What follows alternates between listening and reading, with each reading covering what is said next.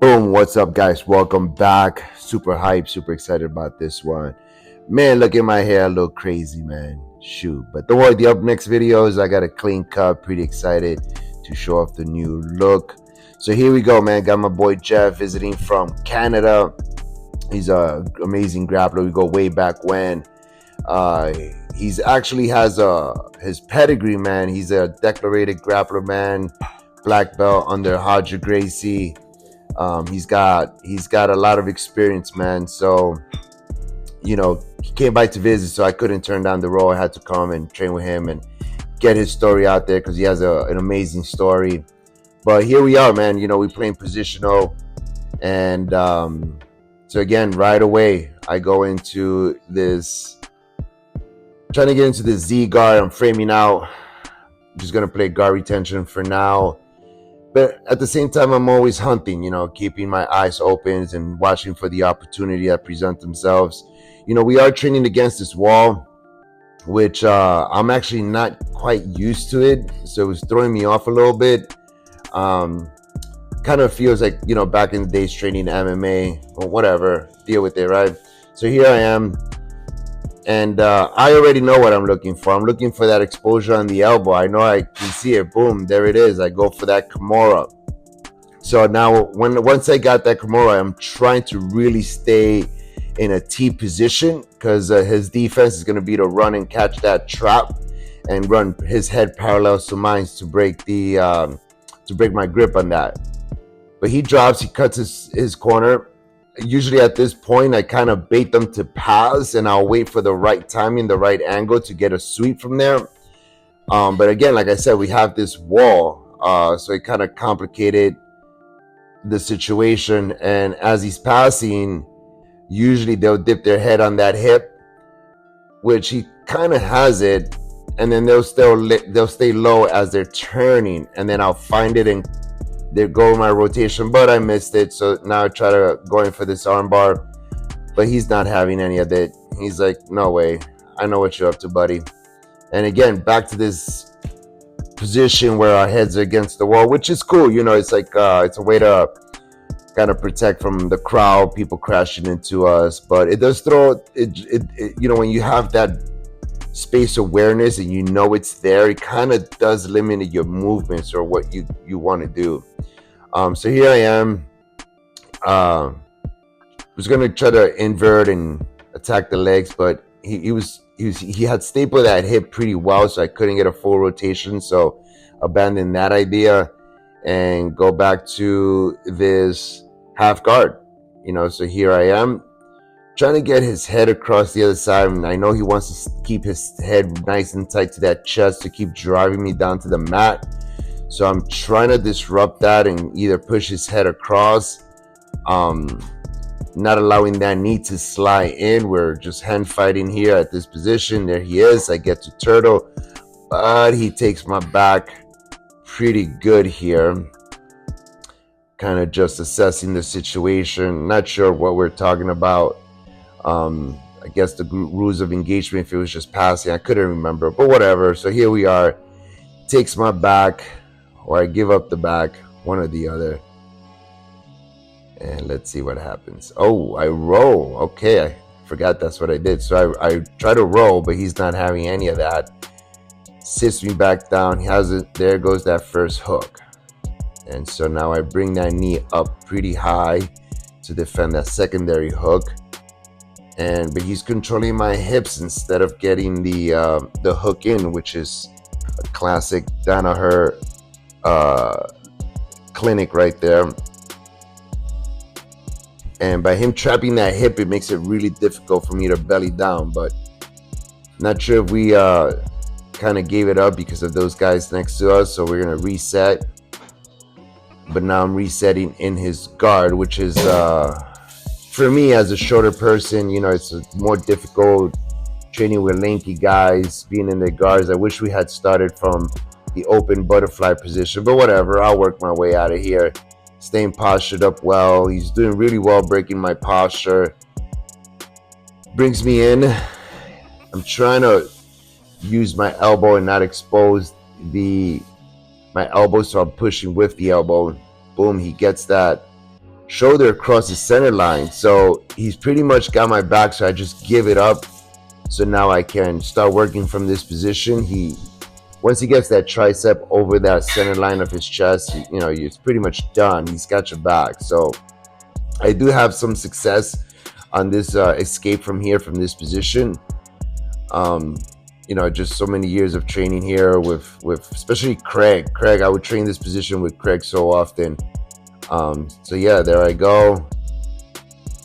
Got my head out. Now I just got to turn my hips over, and it's kind of happening. I'm keeping my knees pinched so that other foot doesn't go inside my actual thigh. There I am. Now I got to adjust that heel, and boom, I'm out. Going to this front headlock position, get that Olympic bar, rotate them down to the mat. I have this chin strap. It's like a net crank, but I abandoned it. My boys, no sense in that. So now I'm going to start climbing that arm up into this nice high mount. And just transitioning for now. He's a pretty strong guy. Gets in, bell rings. Hope you guys enjoy that. I know I did. Love training with these guys. Boom, what's up guys? Welcome back to the Black Belt Mindset channel. I started this channel just to inspire you and motivate you to go do something that may seem hard today, but tomorrow in the future is piece of cake. I got my good friend here, Jeff. We've been training partner for quite some time, but you know what? I'm going to let him introduce himself. Jeff, tell us your age, your rank, and how long you've been training. Age, rank, how long I've been training. Jeff Russell, nice to meet everybody. 40, about to be 43 years old. Been training since 2006, so quick math, it's about 18 years. Okay. Got my black belt 7 years ago. 2017, and second degree black belt. Nice. Yeah. That's what's up. Wow, that's a long time. 7 years go by fast, right? Yeah. I was just doing the math. I was like, I've been a black belt now for, oh my God, 6-7 years too. Like, so my cheat is that I got it just before my son was born. Nice. So as long as I can remember how old he is, I'll remember how long I've, when Jiu-Jitsu started. Nice. And that is the beautiful part. This is why I started this channel, is because of what you just said. Your son was born, and you just got your black belt. Yeah. A lot of times in life, without these cards, right? And certain obstacles happen in our life, and people say, you know what, I'm not going to do jiu-jitsu no more. Or I'm not going to do what is making them feel fulfilled to try to do something else. But here you are, after 18, 17 years of training. I'm sure you have, body injuries, and yet you're still coming. So I'm going to ask you this question. I want you to be really honest with me. What inspires you today to keep coming on the mats? And despite everything that's going on in life, what is your why today? Yeah, it's a fantastic question. I'm glad you asked that, Jeff. Not to get like overly altruistic, but I remember this. I was in a meeting once professionally, and this guy asked me what my why was. And I answered what I think, any sort of reasonable adult was. I had 2 kids at the time, so my family, my kids. We continued on, and then and it just felt like I said something without integrity. And then, to be honest, like thinking that your why isn't your family, that makes you feel like a piece of shit, to be honest. And it was just funny. In that moment, just these words kind of came to me. I just started processing through like different things that happened in my life, including, a lot through jiu-jitsu. And it all made sense. And, what I'd say is like my why is to explore my human potential. And martial arts, I'd say first high performance athletics, but particularly martial arts, particularly this martial art, is really, it's almost like a laboratory to explore your human potential. Not, can I be better than Jeff today? Can I be better than, no. How good can I be? Can I be better than my former self? So that's what drives me, not only to come to the mat, but to do, everything that I do in life. And the reason I keep coming back to the mat is this is like where I sharpen the samurai for everything else outside. There's nothing in my day is harder physically, definitely not harder mentally, definitely not harder in terms of you having, you're dealing with your insecurity, you're dealing with your ego, you're dealing with your self-doubt, and all those sort of hard things. You deal with those things before 9 o'clock here, right? Yeah. And then you go about your day, and it's it's a very different day. It is. It is. You know, I see the theme here every time I talk to guys. It's almost it just sounds repetitive, but it's so true for everybody, man. Like when I started jiu-jitsu at that time, 20 years ago, I said, oh, I just wanted something challenging. But as I matured and the journey kept going, I realized like it was never about that. It was about looking for leadership, guidance, a mentor, be around guys that were consistently building me every single day. Like that was the whole thing. That to me, when I realized like it was never about being in shape or it was about the discipline. Yeah. And that does carry to every aspect of your life. Discipline is really what the key of the word is sort of the key phrase there, because motivation and inspiration are fleeting. Yeah, 100%. They're fleeting, right? And then look, you need them because it might give you a little bit of hop in your step in a day. It might bring you somewhere else, but what's actually going to get you through it? And there's the only way around it is through it. The only thing that's going to get you through it is discipline. Yeah. Right. And the practice of martial arts, and particularly this one, is really a practice in discipline. Yeah, right. 100%. What was, if you don't mind me asking, what was your life like prior to jiu-jitsu? Interesting. So the reason I started, so I was 20, 24, 25, and I just retired. So I was in a former life, again, many, many years ago. I played professional football, so soccer. So I used to play with the Canadian national team. I played semi-pro. I played in college. And that was my, again, at that point, that was the high-performance athletics that was that I used as sort of the medium to explore what I could do as a human. I just didn't know it at the time. And at that phase, I could have continued playing, and to be honest, played in lower divisions in Europe, and really struggled to make enough money for a living, and I was done. And quite candidly, I wasn't good enough. And that's a very that's like your identity. That's your sense of self and your sense of purpose. And that was challenging. But and to be honest, I have what I would say are societally acceptable addiction issues that how it expresses for me. I've never done drugs. I don't drink, but I have that personality that can be addicted to something, and I had this physical addiction to doing things physically. So once I was done playing, and I was from when I was 11 years old to 25, I'm training 9-10 times a week, and that's what you're doing. Your body needs it. So I want to do something else, but I wanted to do something where I had zero experience. I've never to this day been in any physical altercation. I don't even know what it's like to hit anybody. I never wrestled anything. And if you got a minute, I'll tell you a story. So I was moving to Europe. I had some time off. I was living in Spain. I moved back to Canada, where I'm originally from, and I was moving back to London. And I had a friend who's a really great athlete, professional hockey player, grew up with. He went and did Thai boxing at this jiu-jitsu gym. He's like, hey man, you should try this. So I went to school in middle of nowhere, Canada, doing Thai boxing. And again, kicking was very natural to me. Again, pretty athletic guy, so kind of came to me pretty easily. What was interesting is the guy found out I was moving to England. I'm moving to London in particular. He's like, hey, I know you don't want to do this jiu-jitsu stuff because it looks lame, but if you're ever going to try it, I got a friend there, and you should just go check it out. I'm like, yeah, whatever. So I took his friend's number, and then I was like, let me ping this guy. So that was the place I went to for Muay Thai. Was I didn't really like it, whatever.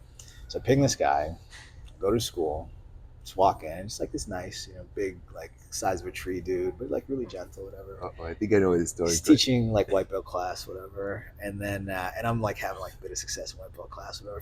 Kind of feeling myself because I'm pretty athletic. Just came out of my career, and the guy, and I won't do him justice with it. He's like, my man, come train with me. And the second this guy was in the gi, the second he made his grips, I was like, sweet mother of God, what is happening? And it was Roger Gracie. I knew this was where it was going. Oh and my once, God. It's amazing. Literally from the first time I trained with Roger, I was like, I'm gonna follow this guy into the desert with no water, and I'm gonna be okay. That's amazing, man. And Roger's an amazing friend, and just a real transformational figure for me in my life. But that's That's how I got into jiu-jitsu. Wow. And that was, again, then that just became an addiction. And I just put my head down, poured Wow, myself that's into it. so So yeah, cool, man. That is so cool yeah. to have that experience. You know, not everyone gets to experience that. You know, it's a very low percentage. This is, what is it, 0.001% of the world are black belts. Hmm. I think it's really small. Wow. And I like believe that, yeah. to have that experience with one of the pioneers of this sport is just freaking amazing. You know. Yeah, it's funny. There's a podcast I love to listen to, and the guy interviews founders of businesses, and they kind of tell their stories. And just one part at the end, he always asks people like, what percent of your success do you attribute to your hard work, your dedication, etc., and how much you ascribe to luck. And there's this one person in particular, and he said he's like, look, like it's 100% luck, but there's a skill. If there's a skill that I have, it's recognizing luck at the end of my nose and then being able to take it. And I would say my whole journey is just nothing but luck. Like I could have gone to like any gym in London, and I did. I went to a few, and I remember the first one I went to was down by London Bridge, and it was just like battle royale. These guys are just trying to like freaking rip my head off. I didn't know what I was doing. And then I went to Hodges, and it was just like a different world. And they were just, and we were the same age, just the same phase of life, and just like great memories. And then I remember when I was moving to New York, and I was a brown belt with Hodger. He's like, "Look, man, like, go train with my cousin." But and he was this one. He was fighting MMA. He was at transition from Strike Force before he fought Tim Kennedy with the UFC. He was doing his camps here. St. Pierre used to come, and he's like, "Look, man, like if you can, there's this guy." And like it's kind of like he does, like George trains with them, I train with them. I'm telling you, like it's like my cousins are great, like train with Igor, train with Hollis, train with Gregor for sure, train with Henzo when you can, but like if you can, man, just try this guy's class. Just try this guy's class. So and I looked at the schedule and I saw like the only time like he taught in the middle of the day, nothing in the evening, and he taught in the morning. And I'd never done no-gi ever. Like cause sorry. We used to do no-gis on Fridays at Hodgers, and it was just like fun. It was like almost like a scrimmage for basketball, right? One class a week. And so, I came here and there's like this dude and he's like sat against that wall over there. And there was like, again, like people like you don't recognize or whatever. And then today it's like, it's fucking Eddie Cummings, it's Jaramillo, it's like Doug, it's like, or that guy Boris or whatever. And it was, and I almost quit jiu-jitsu. Because I was like, again, another story. I'm here, I'm just training, whatever. And what was his name? He won a silver medal and a bronze medal in judo. Travis. Stevens, of course. Travis Yeah. Stevens was here, and I recognized him from the Olympics. And so I was training with Travis, and John was like kind of like looking, and he's like, and you just sort of randomly spar with guys. And he's like, oh, go with and Eddie was Azuke. So the only thing I knew was like Eddie was like Anuke, and I'd walked with him a couple times, and he was like a freaking mad scientist. Yeah. So I just think he's a regular dude. Train this guy, and it's just like bongos, right? Like you can't tap fast enough. And this is like the early days of leg game. This is like 2011, 2012. And then as I'm going to walk away and try and find like a safe haven, John's like, oh, go train down there. It's Jaramillo. Train with Jaram, and it's just like shit is coming on so fast you can't even like. And he's just like the nicest, gentlest guy. So after that, and I'm like, okay, I'm now gonna go find like I'm just gonna go hide in a corner. Doug just puts his hand on my back, and I don't know him. I don't know any of these guys. I just think these are regular guys. And at the end of it, and I just came back from London because I was commuting. I was spending 2 weeks in London, 2 weeks here. And I said, Doug, with all respect, I don't know if he remembers this. I was like, Doug, with all respect, I just trained all of last week with Hodger, and like I'm only training with Hodger, do privates with them. Like I'm a brown belt under Hodger. I have never in my life tapped this much in a round. And I remember sitting there on the mat being like, have I learned like McDonald's jiu-jitsu? I'm not respect. I was like, because it was all in the legs and these, and when like the early days when someone is doing like a Jiu-Jitsu, you tap early because you don't know, should I turn this way, should I turn that way? It was like these guys would grab my legs and I didn't know where to go. And then again, like nothing but luck, and to be able to come, train under John, train with you, train in that room. That then again, the beauty that came out is Eddie did like an EBI, and then I'm watching him like, yo, that guy tapped to that. I know how to get out of that. And then you just saw like, you know, everything. The rest is history. But anyway, back to the point about luck. Like, just imagine that luck, right? So just feel like incredibly lucky, incredibly blessed to just have had the opportunities I've had to, you know, train with the people I've been able to train with, partner with the people like you, and just like, I mean, just what a blessing. Man. Yeah, what a blessing. Yeah, thank you for sharing those stories, man. It's awesome, Doug. I remember Doug. First of all, Doug gave me my first labrum tear, so I got my first labrum tear because of Professor Doug, and I never turned his road. I would never forget when I got my black belt. I was like, I made it to the green side, and I remember it's like, Jeff, let's roll. I felt so good to say, nope. That was the first time I told Doug, no. Because, you know, before you couldn't say no to the black girls. They said, let's roll. You're like, oh. Exactly. So I got my black belt. Doug, let's roll. I was like, nope. And he actually did not get mad. Usually he gets mad. He was just like, all right, kind of walked away. So, yeah.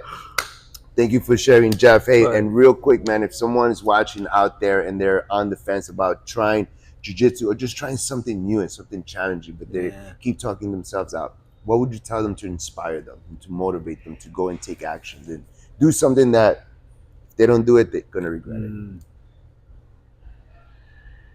We grow at the edges of our experience. You know, you grow at those points of discomfort, and like, that's what, like, life's not about accumulation. Life's not about, you know, being the best. Being the best is such like a nonsense pursuit. Like, again, just think about it. You ever watch watch Olympic sport, watch like the 100 meters, watch a person win sometimes, and they're happy that they won, but they're not like really like celebrating that much. Then you watch a person finish 6th, and they're running through the stands, getting the flag, hugging, crying, whatever, because when that person goes home that won and they look themselves in the mirror, they're like, fuck, I knew I had more in me, right? And that person who ran whatever time and they finished 6th, are like, I got, like, that's the best that I can do, right?